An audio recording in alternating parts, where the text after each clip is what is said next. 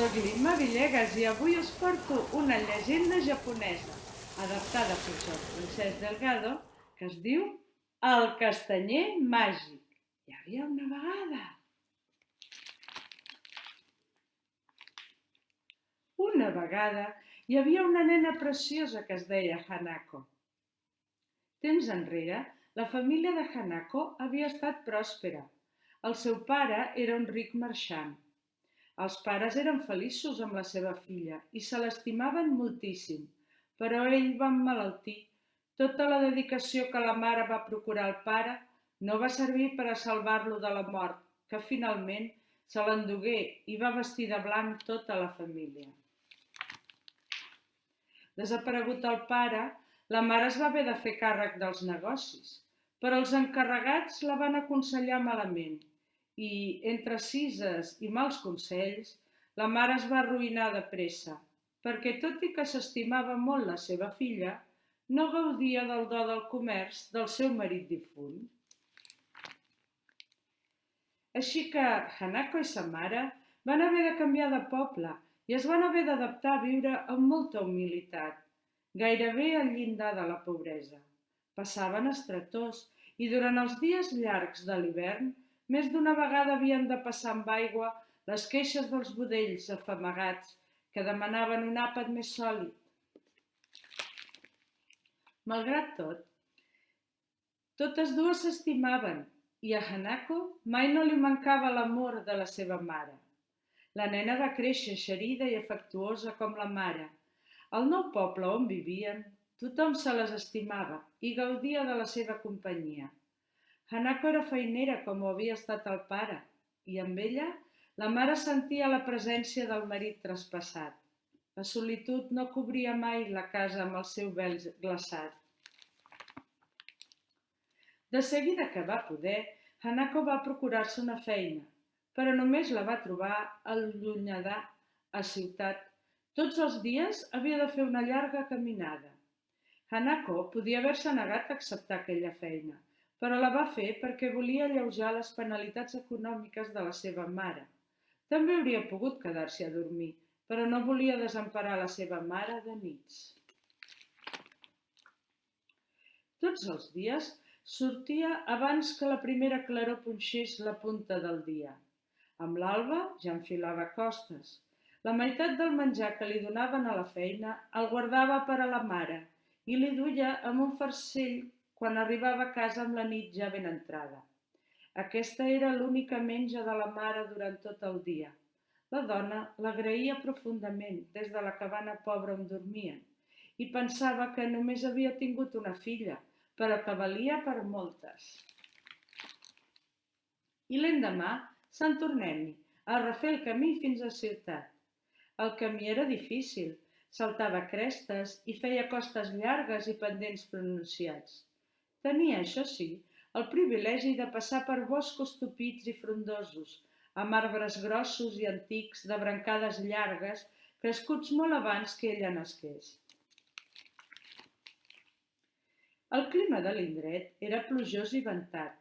La pluja mantenia els boscos impenetrables i sans, però més d'un dia la feia arribar ben xopa a casa.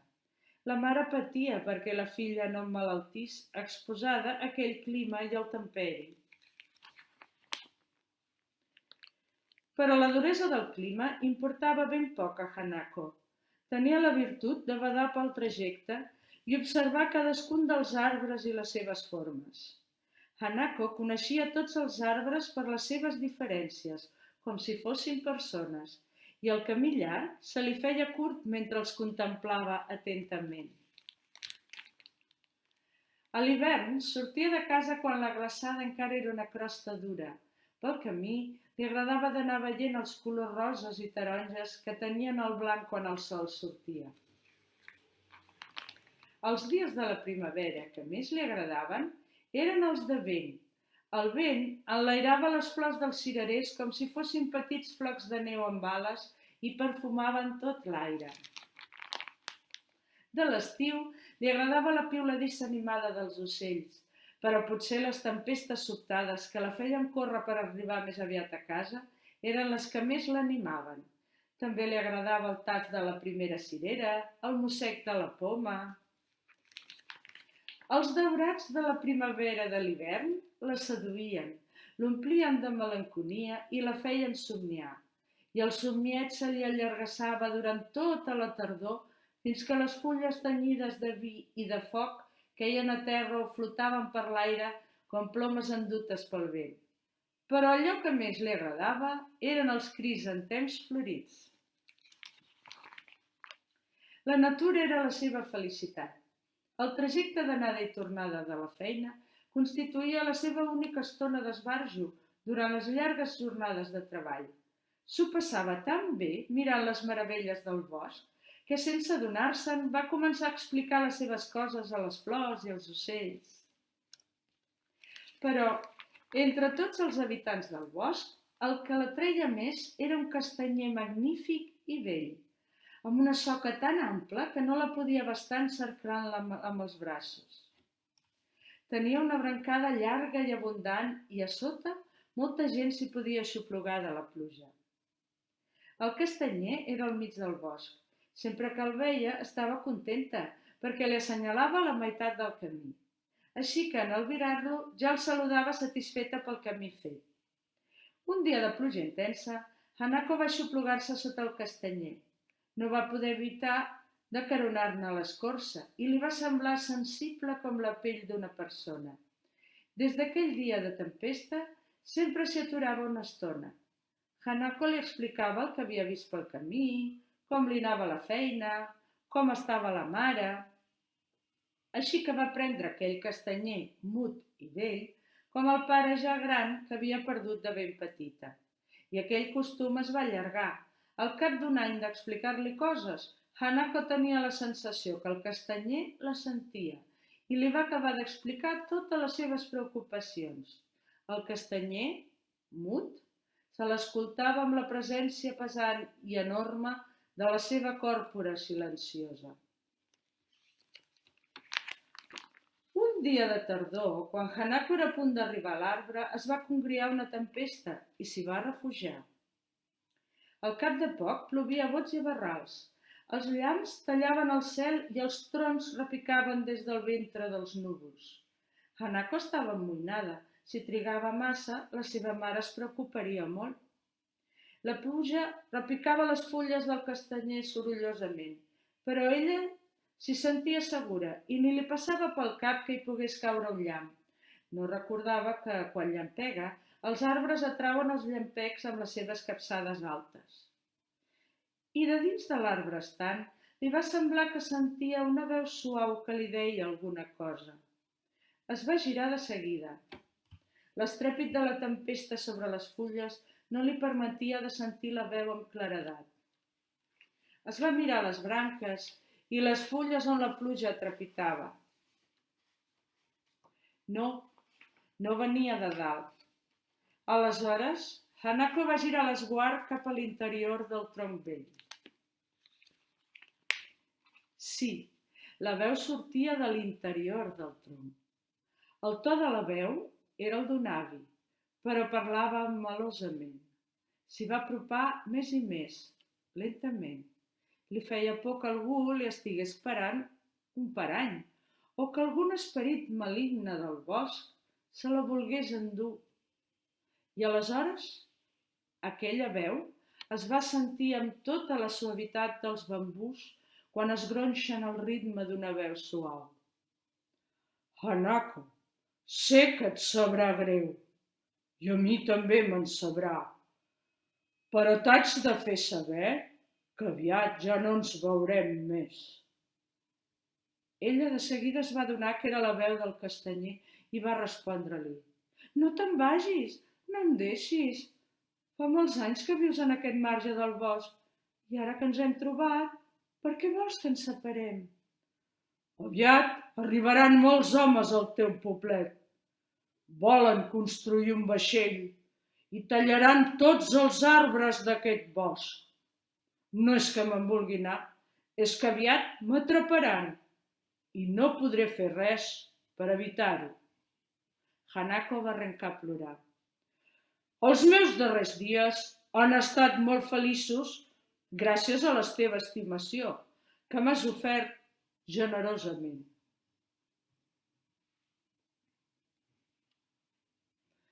Vull tornar-te un bocí de l'amor que m'has donat. Escolta bé el que ara et diré.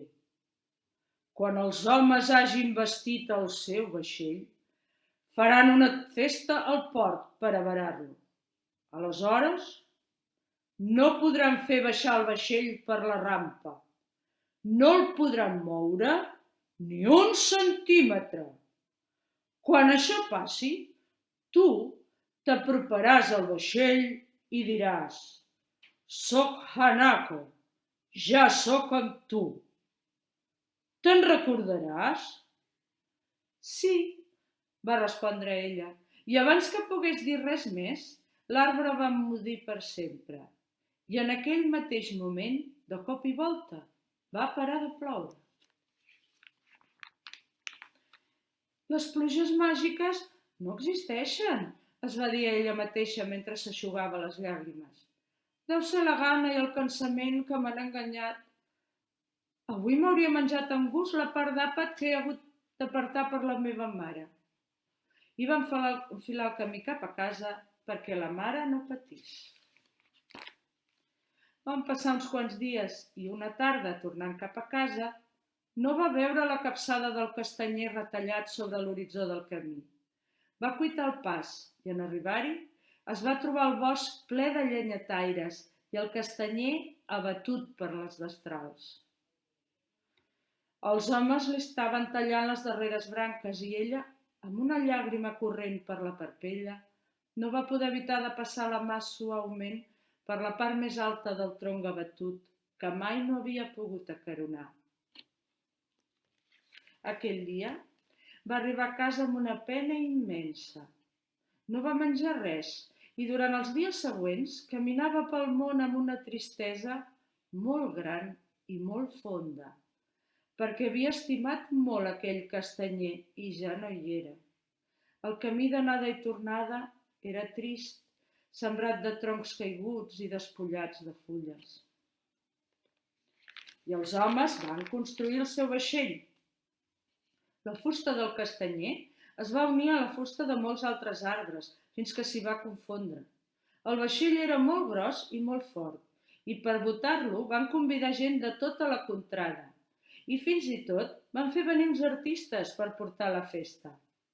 Es van preparar pastissets d'arròs i albergínia amb vinagre per a tothom, i es va fer un mercat amb tot de paradetes i venedors que volien aprofitar la reunió de tanta gent per a vendre les seves mercaderies. Tothom hi anava. Els llenyataires, els fusters, els pescadors, els teixidors, els marxants, els ferrers, els calderers, i tots es van mudar per celebrar aquella avinentesa. Fins i tot hi van assistir les autoritats, l'intendent de la província i el príncep. Per la festa voltava una noia. La diferenciava una cosa de tots els altres assistents. Estava trista. Era Hanako. Ella sabia que, quan el vaixell entrés al mar, ja no veuria mai més el poc que li quedava del seu amic.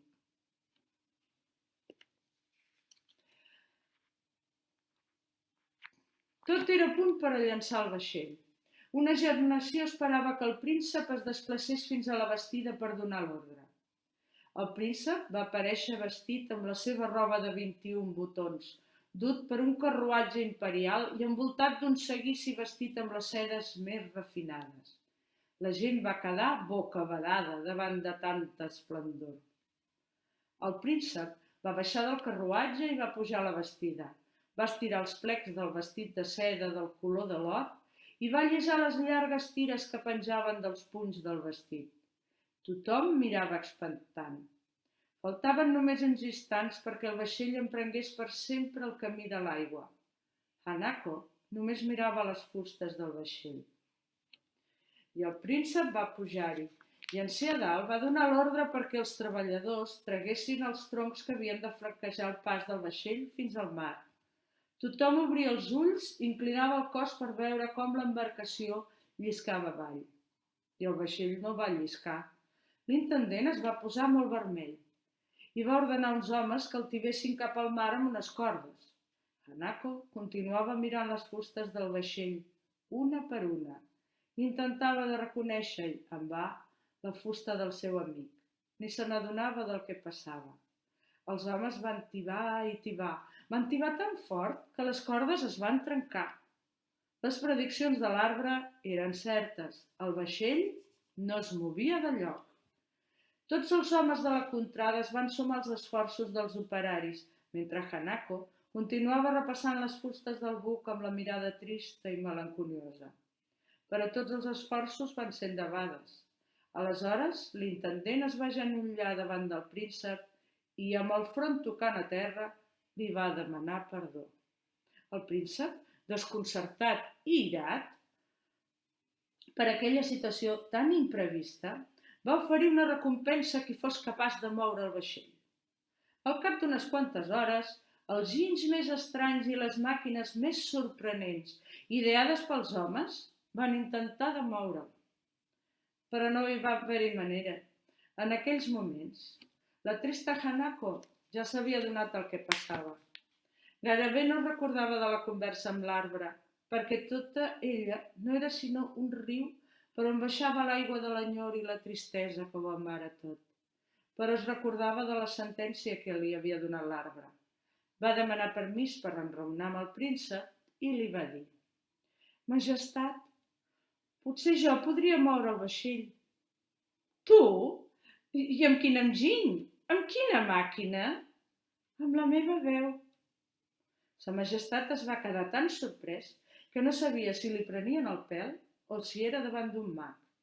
Els samurais increpaven Hanako com si defensessin llur senyor d'un insult. Hanako va baixar de la bastida.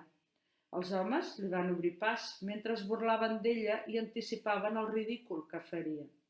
Però el príncep va exigir que fessin uns instants de silenci i tothom el va obeir.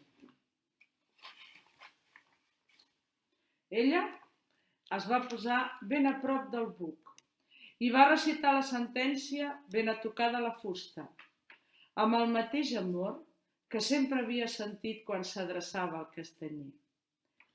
Soc Hanako, ja sóc amb tu.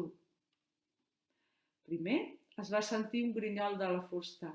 El vaixell no es va moure. Després 2, 3, 4 grinyols i el vaixell va lliscar suaument cap a l'aigua sense que ningú no li posés ni un dit a sobre. La gent va quedar tan sorpresa que, primer, ningú no va dir res. Després, tothom va cridar amb un esclat d'alegria i Hanako va somriure per primer cop en molts dies. Després de la festa amb castell de focs artificials, el príncep va cridar a Hanako per donar-li la recompensa. El príncep havia sabut per la gent del poble que aquella noia es desvivia per donar una bellesa confortable a sa mare. Amb aquells diners, Hanako podria alimentar-la durant molts anys. La noia mai no havia vist tants diners junts. El príncep li va demanar que li expliqués aquell prodigi. Ella, amb molta senzillesa i humilitat, li va explicar la història del castanyer i les seves darreres paraules. I el príncep va quedar tan impressionat per la bondat de Hanako que no se'n va voler separar mai més i va demanar a la noia si es volia casar amb ell. Hanako i sa mare van viure a palau i no van tornar a saber què era la pobresa. Al costat d'ella, el príncep sempre va saber què era la bondat. Fi. Adéu!